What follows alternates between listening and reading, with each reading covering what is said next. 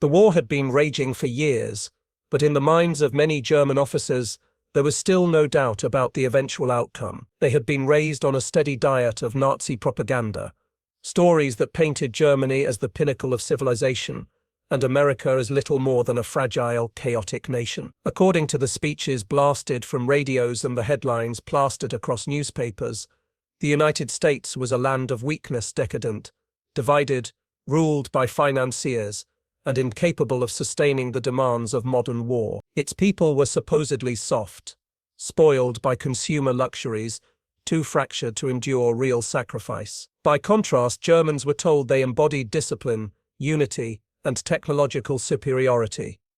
The men who absorbed these messages carried them into every campaign. For a colonel hardened by the battles of France and North Africa, the belief was deeply rooted. He had seen German tanks tear through enemy lines, watched the Luftwaffe dominate skies in the early days, and felt the momentum of armies that seemed unstoppable. Each victory reinforced the notion that the fatherland was destined for triumph, and that America, even if it joined the fight, would crumble under the weight of its own internal flaws. Around campfires, in officers' mess halls, and even in private diaries, German soldiers spoke with confidence. They mocked American soldiers as untrained and clumsy. They laughed at the idea of a nation of immigrants fielding a coherent army. They told each other that industrial might meant nothing if the willpower of a people was weak. This conviction became a shield, protecting them from doubt when supply lines faltered or battles dragged on longer than expected. It was easier to believe the myth than to imagine an alternative. Yet, beneath the surface, arrogance carried a fragility. What these men did not realize was that their certainty would soon collide with a reality so vast, so overwhelming, that it would dismantle every assumption they had ever held about America. The confidence of German officers was not built on words alone. It was forged on battlefields that seemed to confirm every boast. In the spring of 1940, France, long regarded as one of Europe's strongest military powers, collapsed in just 6 weeks. German troops marched under the Arc de Triomphe, while stunned Parisians looked on. For many officers, this victory proved beyond question that their army was unmatched in speed, organization, and precision. Not long after, German divisions swept across the Balkans. Yugoslavia and Greece fell in rapid succession, their defenses overwhelmed by the coordination of blitzkrieg. Each conquest appeared to validate the belief that German soldiers were superior not only in equipment, but in spirit. Around officers' tables, men spoke of destiny as if it were no longer an abstract promise, but a fact they were witnessing with their own eyes. In North Africa, Rommel's campaigns added another layer of pride. Even with limited resources, German and Italian forces had driven British troops back across the desert sands. Tales of daring maneuvers and hard-fought victories circulated among the ranks, reinforcing the idea that no challenge was beyond them. To men like the colonel, these triumphs were living proof that Nazi propaganda had spoken the truth. Germany was unshakable, while its enemies, including America, were weak and disorganized. Every victory was another brick in a wall of certainty. To doubt seemed unthinkable when history itself appeared to be unfolding in Germany's favor. Yet the very foundation of this confidence would soon be tested in ways none of them could imagine. The first steps into captivity were nothing like what the prisoners expected. German propaganda had painted a grim picture. They would be herded into cattle cars, treated like animals, and forced into degrading conditions. Instead, when the colonel and his men were escorted toward the waiting trains, they stopped in disbelief. These were not freight wagons, but full passenger coaches, Pullman cars with padded seats, wide windows and polished wood interiors. Some of the soldiers ran their hands across the cushions as if to test whether they were real. Others stood silently, unsure how to reconcile what they saw with what they had been told. When the train began to move, the surprises continued. Dining cars offered meals served on white tablecloths with cutlery instead of tin rations. Waiters moved casually between tables, refilling cups of coffee as though this were nothing unusual. The German colonel found himself watching his men laugh nervously, still half expecting a cruel trick to reveal itself. But the comfort was not an illusion. The very fact that America would extend such treatment to enemies unsettled them more than abuse would have. Through the windows, the colonel could see towns lit brightly against the night, electricity pouring from every street corner. In Germany, blackouts had been enforced for years, but here lights glowed as if the war was a distant rumor. The contrast was dizzying. Was this truly how Americans lived, even in wartime? Each mile the train covered seemed to pull the prisoners deeper into a reality they had not imagined existed. For the first time their certainty cracked, not from defeat in battle but from the shock of comfort in captivity. As the train pressed further inland, the German prisoners crowded near the windows, unable to look away from what unfolded outside. Every town they passed seemed to blaze with light. Street lamps lined the roads, shop windows glowed long after dark, and neon signs flickered in colors many of them had never seen before. It was as if the night itself had been banned. To men who had lived under blackout orders for years, the sight was nothing short of surreal.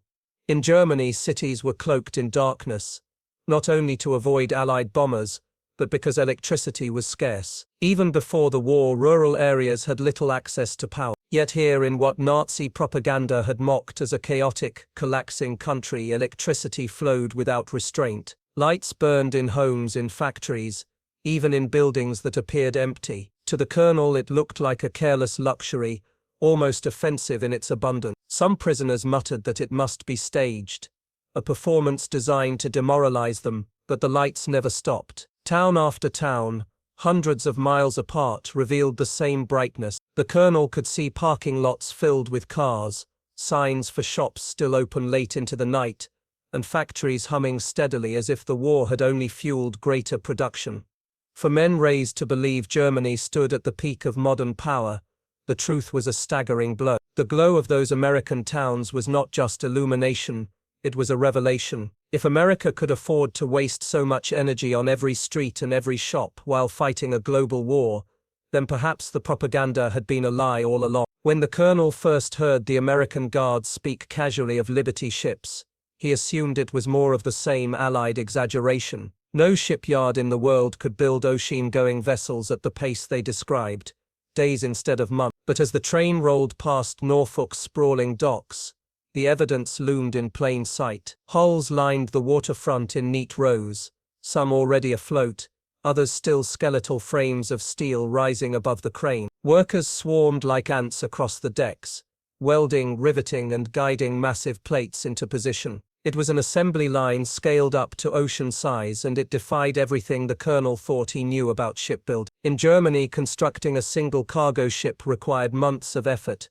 carefully rationed materials, and skilled labor stretched thin by shortages. Here, American yards were producing ships in under a week. One guard mentioned a vessel that had been launched in just 4 days. The colonel nearly laughed at the absurdity of it until he saw placards boasting the record at the Richmond, California yards. What he had dismissed as propaganda turned out to be fact, and the realization left him momentarily speechless. The numbers burned into his mind. 2,700 Liberty ships planned, 3 produced per day at peak capacity, each one able to carry 10,000 tons of supplies across the Atlantic. It was not just production, it was an avalanche of logistics, a tide of steel that no submarine campaign could hope to stop. For the first time, the colonel felt the weight of inevitability pressing down on him. Germany could win battles, but against this industrial torrent, victory itself seemed to vanish like smoke. If the Liberty ships themselves were staggering, the infrastructure that supported them was even more humbling. As the colonel's train passed the Norfolk docks, his gaze locked on cranes that towered like mechanical giants. Dozens of them swung effortlessly, hoisting containers, barrels, and machinery with a speed and rhythm that felt almost choreographed. In Germany, loading a single ship could take days, requiring the back-breaking labor of men and horses. Here, machines did the work with a casual precision that left the prisoners silent. The sheer number of vessels lining the harbor made his chest tighten. Cargo ships, troop transports, tankers, each one was being filled simultaneously as if America's supply lines had no limit. Trains arrived constantly, cars groaning with coal, wheat, and steel, all funneled directly into the waiting hulls. The process ran without pause, day and night, lights flooding the port so brightly that it seemed immune to darkness itself. For the colonel, the scale was almost incomprehensible. Germany's ports strained under shortages, choked by Allied bombing and restricted resources. But here, even one harbor appeared to outproduce an entire German city. It was not just about ships or cranes, it was about the machinery of abundance, a system so vast that no disruption could stop it. He realized that this was more than logistics. It was the revelation of a nation's true strength, the invisible force behind every battlefield defeat. And watching it unfold from the train window, he felt the first pang of dread that Germany's war had already been lost. The first time the colonel held a glass bottle of Coca-Cola in his hand, he thought it had to be a mistake. Prisoners of war were meant to survive on stale bread and thin soup, not fizzy, sweet drinks that most Germans had only heard about in passing advertisements before the war. The green glass bottle felt cold and heavy, condensation gathering on its surface as though it had just been plucked from ice. Around him, fellow officers stared wide-eyed, some turning the bottles over in their hands as if trying to decide whether it was a trick. He lifted it slowly, the hiss of the cap being pried open echoing louder than it should have. Then came the first sip. The shock of sugar and carbonation seemed almost violent after years of bitter coffee substitutes and watery beer back home. For a moment the colonel forgot he was a prisoner. This drink, mundane to every American soldier and factory worker, struck him as more powerful than propaganda. It was liquid proof that the enemy lived in a world of endless resources, where even prisoners received luxuries unimaginable to German civilians. As word spread through the camp, disbelief turned to uneasy laughter. Some muttered that America was wasting its strength on prisoners. Others feared it was a deliberate attempt to weaken their resolve. But in their hearts, they knew the truth. If America could afford to hand Coca-Cola to its enemies, what must it give to its own people, to its own armies? The colonel tightened his grip around the bottle. In that moment, more than any speech or statistic, a simple drink told him that Germany was fighting against a nation it could never hope to match. If Coca-Cola had shocked the prisoners, ice cream nearly broke them. In Germany it had become a forgotten luxury, rationed into near extinction after the war began. Even before then, it was something only the wealthy could occasionally enjoy in cafes. Yet here, in the heat of a Texas summer, German soldiers lined up and watched as American cooks scooped ice cream into bowls as if it were nothing at all. The colonel stared as the creamy swirls melted slowly in the sun. Vanilla, chocolate, even strawberry flavors he hadn't seen since childhood. He hesitated with the spoon, convinced this could not possibly be real. Around him, fellow officers broke into nervous laughter, muttering that it was impossible. But the first taste silenced everyone. Cold, sweet, and rich, it was a sensory experience that seemed almost unreal after years of war rations. Whispers spread quickly. This is what they give to prisoners. What then must their children eat? What do their soldiers receive? The thought burned in their mind. In Germany, even officers' families scrounged for scraps of butter or sugar. Here, ice cream was treated like bread, plentiful enough to share with men who had been shooting at Americans only months earlier. The colonel couldn't shake the contrast. What Nazi propaganda had painted as a decadent and collapsing society seemed instead to have a bottomless capacity for comfort and generosity. A frozen dessert, served casually, carried more power than any battlefield victory. It wasn't just food, it was a revelation. He realized that if America could treat its enemies this well, then Germany's defeat was not only possible, it was inevitable. The moment the first tubs of ice cream arrived at the camp mess hall, silence swept through the German prison. Men who had faced tank fire and desert battles now stood frozen, staring at a food they had not imagined tasting again. For them, ice cream belonged to another lifetime. Childhood memories, in shaded cafes or summer markets before the war, swallowed their lives in scarcity. To see it here, offered not to civilians in Berlin but to prisoners in Texas, was a shock greater than any gunfire. The cooks worked casually, heaping portions into metal bowls as if they were serving potato. Chocolate, vanilla, even streaks of strawberry. The colors themselves seemed impossible to men used to gray bread and watery stews. Some prisoners chuckled nervously, wondering aloud if this was some sort of test, while others whispered about their families back home, children who hadn't seen sugar in years. When the colonel took his first spoonful, he felt both joy and despair twist together. The sweetness was overwhelming, not just to his tongue but to his entire sense of reality. He closed his eyes, tasting more than ice cream, tasting a nation's power to make luxury into normalcy. What stunned him most was not the flavor but the indifference of the Americans. For them this was ordinary, for him it was unimaginable. Around the tables, soldiers laughed and shook their heads, some weeping quietly. They were not being mocked, nor bribed. but simply shown what America could afford to give even its enemies. That revelation struck deeper than any speech. Ice cream, more than statistics or maps, revealed the true scale of the war's imbalance. For the colonel, the bowls of ice cream became more than food. They were symbols of a country so wealthy, so productive, that it could afford to give its captives luxuries that German officers had not seen in years. He thought of his wife in Hamburg, rationing sugar cubes for their children, and of neighbors who had not tasted fresh milk since before the air raid. Here, halfway across the world, ice cream was not rationed, it was routine. The camp guards didn't serve it with ceremony, they didn't boast or point out its extravagance, they simply handed it out as though it were bread, as though the abundance behind it was infinite and unshakable. That casualness struck the prisoners harder than the sweetness itself. If America could treat enemies like this, then what must its soldiers at the front be eating? If ice cream could be an afterthought for prisoners, what unimaginable resources fueled the American war machine? Some men lowered their eyes, unable to enjoy the taste, burdened by the thought of hungry families back home. Others savored every spoonful, laughing in disbelief, their resistance cracking with each bite. The colonel, silent, knew the truth forming in his heart. This was not decadence, this was strength. Ice cream was proof that America's power ran so deep it touched even the smallest corners of life. In that moment he realized Germany could never hope to match a society where abundance was not propaganda, but everyday reality. The train slowed as it passed through the industrial towns of the Midwest, and the German prisoners pressed their faces to the window. What they saw was not grand factories or military parades, but something far more unsettling. Ordinary workers on their way to ordinary jobs. Men in overalls stepped down from their cars in rows of parking lots, so vast they looked like army camps of machines. To the prisoners, even one car was a luxury reserved for party officials or the wealthy elite back home. Here it seemed every worker had one, some even had two. On the platforms, dock workers and factory hands wore sturdy leather boots, the kind a German laborer might save months to afford.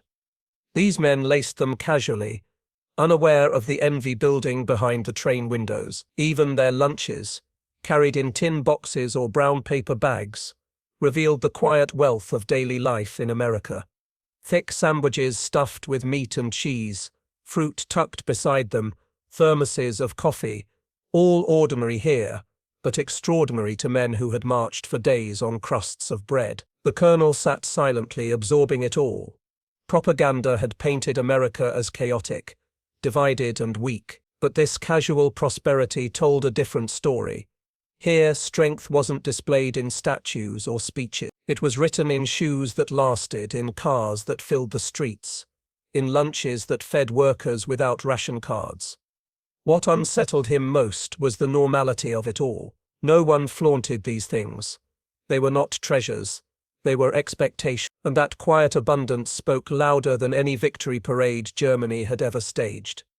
As days in captivity passed, the colonel's sense of shock deepened into something harder to ignore. It wasn't the grand displays of American industry that haunted him most, but the realization that ordinary American workers seemed to live better than the German elite. Back home, private cars were the privilege of senior officers or party officials. In America, even the men who shoveled coal or welded steel drove to work in vehicles that gleamed under the sun. The colonel remembered banquets hosted by high-ranking officers in Berlin, where meat was rationed carefully, and wine substituted for shortages of milk and butter. Yet here in Texas, the camp guards ate lunches richer than anything he had seen on those gilded tables. Fresh beef, ice-cold milk, loaves of soft white bread. Even the guards' families, when they visited, arrived in pressed clothes and clean shoes, their children holding candy bars as if they were nothing more than a daily treat. What troubled him most was not just the contrast, but what it revealed about system. Germany had built its society on privilege, hierarchy, and scarcity, while America seemed to generate prosperity from the bottom up. If dock workers and farmhands lived like this, then what must the generals, the politicians, the captains of industry have? And if such abundance reached every layer of society, then how could Germany ever hope to defeat such a nation? The colonel began to see democracy not as weakness, but as hidden strength. It was not propaganda, it was lived reality, one that gave ordinary people a standard of living far beyond what German elites could imagine. Respect began to replace arrogance, and the first cracks of true doubt appeared. The colonel had been told all his life that strength came only from purity and discipline, that Germany's rigid hierarchy ensured efficiency, while America's mixed and chaotic society doomed it to collapse. Yet inside the vast American factories he now glimpsed reality dismantled that lie piece by piece. The clang of steel, the roar of furnaces, and the hum of conveyor belts filled the air, but what stunned him most were the people keeping it all moving. Women in trousers and headscarves operated welding torches with steady hands, their sparks lighting the cavernous spaces. Others worked overhead cranes, guiding tons of steel as if it were fabric on a loom. Entire lines of assembly were managed by women who had stepped out of homes and into roles the colonel had been taught were impossible for them to handle. Their focus, speed, and precision matched any soldier's drill. Then there were the men his ideology had branded as inferior: African Americans, Latinos, even immigrants from Asia, driving forklifts, managing controls, and standing shoulder to shoulder with their white counterparts. They worked in rhythm, bound not by race or rank, but by a shared mission. Keep the machines running, keep production flowing. The colonel felt his chest tighten as he watched. In Germany, such cooperation was unthinkable. Here it seemed ordinary. Everywhere he looked, the evidence of propaganda's collapse stared back. America's strength wasn't diluted by diversity, it was amplified by it. Each worker added to the flow of tanks, planes, and ships pouring from these walls, feeding a war effort that dwarfed anything the Reich could manage. The colonel realized with unease that this was not a weakness to exploit, but a power no amount of discipline could replicate. If the diversity of America's workforce unsettled the colonel, the scale of its output nearly broke him. He had overseen entire German districts of production, regions of mills and foundries that were supposed to be the Reich's industrial backbone. Yet in America a single plant seemed to match, even surpass, all of it. At Republic Steel, blast furnaces towered like cathedrals, their fires burning day and night without pause. Trains of iron ore arrived in an endless rhythm, wagons stretching farther than the eye could follow. He watched as molten steel poured into molds in quantities so vast that his mind struggled to process it. American foremen casually mentioned the daily tonnage, 10,000 tons, more than the colonel's entire region could produce in a week. At the Ford Willow Run plant, he saw assembly lines stretching for miles where bombers rolled off with a speed and precision that looked more like clockwork than human labor. A factory the size of a small city built an aircraft in the time it would take German workers just to align the first pieces. The colonel had once believed Germany's strength lay in careful craftsmanship, in order and control, but here abundance itself was the strategy. Instead of scarcity demanding careful rationing, production overflowed until it drowned every limitation. The realization struck hard. The Reich was fighting an enemy whose single factory could outproduce entire German province. For the first time he understood what defeat on an industrial scale truly looked like. The moment that undid the colonel was not the sight of bombers or steel mills. It was a garbage bin. In the camp kitchens after one of their first meals, he stood frozen as American soldiers scraped untouched food from their plates into the trash. Half-eaten steaks, loaves of bread with only a single bite missing, glasses of milk poured down the drain. For men who had watched comrades starve in North Africa, the sight carried a cruelty deeper than bullets. At first he assumed it was staged, a performance meant to taunt them, but no, the Americans were indifferent. The guards did not sneer, the cooks did not gloat. They threw food away because they could.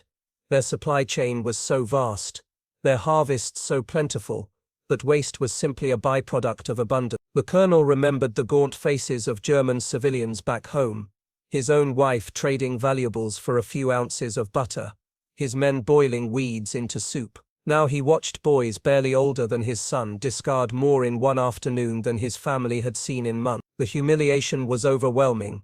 The Reich had told them America was weak, collapsing under decadence. Yet here was strength so secure it could afford carelessness. The garbage pit became an altar of defeat, a symbol that Germany's struggle for survival was already lost. For the colonel, this was no longer just about military campaigns or industrial numbers. It was about dignity stripped away by the casual gesture of an enemy who wasted what his nation could not even dream of providing. Christmas arrived in the camp not with silence but with music. On a cold December evening, the German prisoners heard voices drifting through the wire. A local church choir had come to sing carols in German. The familiar melodies cut through the darkness, carrying with them an ache of hope. Hardened men who had faced desert battles and Atlantic crossings felt tears welling in their eyes as they listened to villagers who had every reason to hate them sing words of peace. The next morning brought more surprises. Packages arrived from American families, cookies wrapped in wax paper, cakes baked in home kitchens, handmade cards from children who scrawled messages of goodwill to men they had never met. A Methodist women's group from the nearby town had sent pies, each carefully labeled and tied with ribbon. The colonel sat stunned as he bit into a slice of apple pie, sweet, warm, and so ordinary it felt unreal. This was not propaganda. This was genuine kindness from people whose sons and husbands were fighting and in some cases dying against Germany. At dinner, the camp kitchen prepared a feast: turkey, ham, potatoes, vegetables, even ice cream for dessert. The colonel could not believe it. Prisoners' enemies were eating like kings. He remembered letters from his wife describing rations so thin she could barely feed their children. Here in captivity he tasted abundance. More than the food itself, it was the spirit behind it that shook him. The Americans were not flaunting their power. They were sharing. In that moment the colonel glimpsed a truth he had never imagined. Mercy was not weakness, but the greatest expression of strength. The colonel's final shattering came not from whispers or rumors but from film reel. In June of 1944, as word spread through the camps of an Allied landing in France, the prisoners were marched into a recreation hall where a projector flickered to life. Grainy images unfolded on the wall, and what they saw stripped away every last remnant of Nazi certainty. The screen showed the beaches of Normandy, but not as their propaganda had described them: chaotic, weak, easily crushed. Instead, wave after wave of ships stretched as far as the horizon. 6,000 vessels, from massive battleships to landing craft, filled the sea like an iron armada. The colonel's breath caught in his chest. He had studied maps, he knew logistics, and what he saw was beyond anything he had ever imagined. Next came the skies. Thousands of aircraft swarmed overhead, blotting out the clouds, delivering men, machines, and supplies with machine-like precision. The colonel's mind raced. He thought of Germany's strained oil reserves, of the endless pleas from his own divisions for fuel and spare parts. Here the Allies hurled resources into battle as though the earth itself were producing them in infinite supply. Then came the harbors, temporary cities of steel and wood, constructed on the open water. Endless streams of trucks and tanks rolled off ramps directly onto French soil as cranes swung supplies by the ton. The colonel's hand trembled as he realized what it meant. Germany had boasted of blitzkrieg, but this was something different. This was not speed alone. This was a system, a machine of war so vast that courage and sacrifice could not overcome it. In that dark hall, watching silent images of D-Day, the colonel finally admitted the unthinkable. Germany could not win.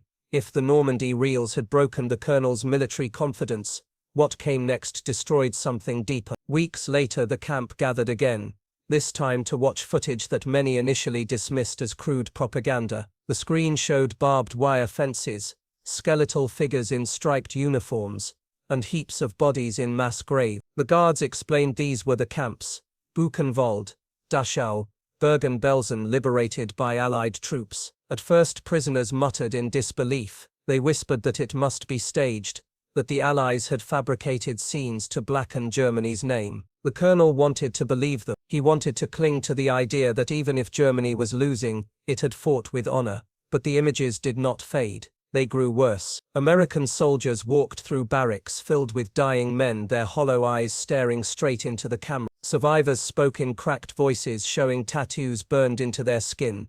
The colonel felt his stomach twist. He remembered party officials speaking of relocation and labor, words that now rang hollow. He thought of the speeches he had repeated to his men about fighting for civilization, about defending Europe's culture. Now he saw what that rhetoric had concealed: organized cruelty on a scale he had never imagined. When the projector clicked off, Silence filled the hall. No arguments remained, no bravado, no whispered excuses. The colonel lowered his head, ashamed. Germany had not only been defeated militarily, it had been exposed morally. For the first time he understood the truth. They had not been warriors of a noble cause but servants of a monstrous lie. When the war ended and the long process of repatriation began, the German prisoners carried with them more than just the memory of defeat. They carried stories, strange, almost unbelievable stories that they would repeat to their families in the ruins of Germany. Some spoke of trains with padded seats and dining cars, others of vast factories and cities alight at midnight. But the tales that spread fastest were the simplest, that even as prisoners they had been given Coca-Cola and ice cream. For men who had marched across deserts and fought through shortages, these details seemed trivial on the surface. Yet to them they were symbols of a society so abundant that it could hand out luxuries to its enemy. Sitting at crowded tables in bombed-out German homes, returned soldiers described the hiss of a bottle cap opening, the sweetness of a cold Coca-Cola sliding down the throat, the shock of tasting ice cream on a summer day in captivity. Children listened with wide eyes. Wives struggled to believe it. How could it be true that America had so much it could give treats to captured soldiers while German civilians at home had been boiling turnips for soup? The colonel too found himself speaking not of battles but of these small encounters. He told neighbors that America's strength wasn't just in tanks or aircraft, but in its ability to make ordinary life comfortable. If prisoners could experience such abundance, what must daily life have been like for the His words carried a strange power, planting seeds of curiosity about democracy and prosperity that would shape the Germany to come. In the years after the war, the stories of Coca-Cola and ice cream took on a meaning far greater than simple anecdote. They became symbols of what democracy could offer, not through military conquest, but through abundance, generosity, and confidence. For the men who had once sworn loyalty to Hitler, these luxuries were proof that strength did not have to come from oppression or fear. Instead, it could flow from a society where ordinary people enjoyed comforts that German elites could never provide. As Germany began to rebuild, these memories resurfaced in unexpected ways. Former prisoners who had tasted Coca-Cola in captivity sought it out when the company returned to Germany after the war, their nostalgia helping fuel its expansion. Ice cream, once a fantasy, became a fixture in post-war German towns, a quiet reminder of the world they had glimpsed in captivity. But more importantly, these treats symbolized possibility. If a defeated soldier could be given dignity and kindness, then perhaps a defeated nation could also rise again, this time built on freedom rather than tyranny. The colonel, now an older man living in a changed Germany, often reflected on that moment of realization. It wasn't the roar of American bombers or the destruction of battlefields that convinced him Germany was doomed. It was the simple generosity of food and comfort, given without hatred. That memory stayed with him, a lesson passed on to his children and grandchildren. In those small luxuries lay the greatest truth. Democracy's power was not just to win wars but to rebuild hearts.